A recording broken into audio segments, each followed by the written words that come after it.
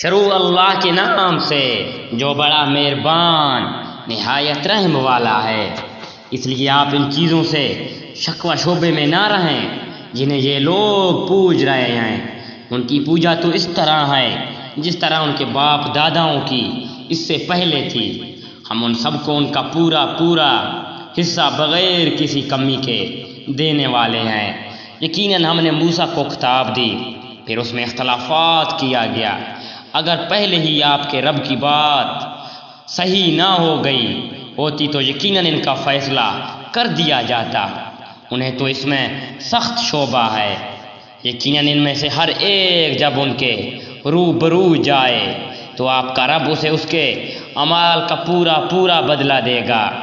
بے شک وہ جو کر رہے ہیں ان سے وہ باخبر ہے۔ بس آپ جمے رہیے جیسا کہ آپ کو حکم دیا گیا، اور وہ لوگ بھی جو آپ کے ساتھ توبہ کر چکے ہیں۔ خبردار تم حد سے نہ بڑھنا، اللہ تعالیٰ تمہارے اعمال کا دیکھنے والا ہے۔ دیکھو ظالموں کی طرف ہرگز نہ جھکنا، ورنہ تمہیں بھی دوزخ کی آگ میں ڈال دیا جائے گا، اور اللہ کے سوا اور کوئی تمہارا مددگار نہ کھڑا ہو سکے گا، اور نہ تم مدد دیے جاؤ گے۔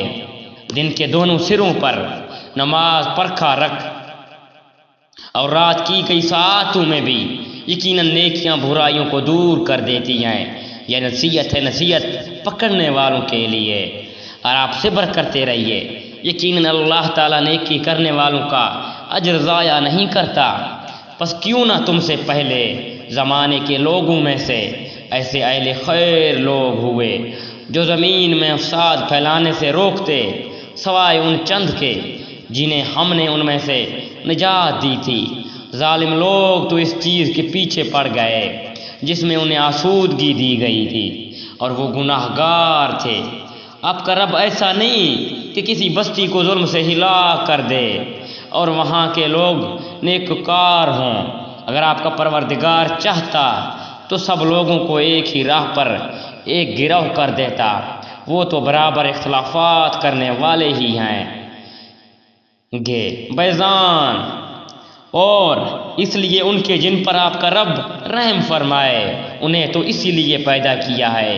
اور آپ کے رب کی یہ بات پوری ہے کہ میں جہنم کو جنوں اور انسانوں سے سب سے پر کروں گا۔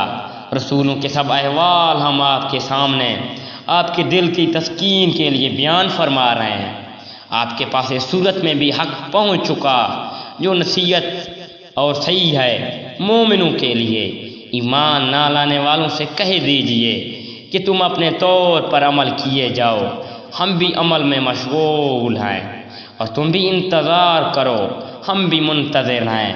زمینوں اور آسمانوں کا علم غیب اللہ ہی کو ہے، تمام معاملات کا رجوع بھی اسی کی جانب ہے۔ بس تجھے اس کی عبادت کرنی چاہیے اور اسی پر بھروسہ رکھنا چاہیے، اور تم جو کچھ کرتے ہو اس سے اللہ تعالیٰ بے خبر نہیں۔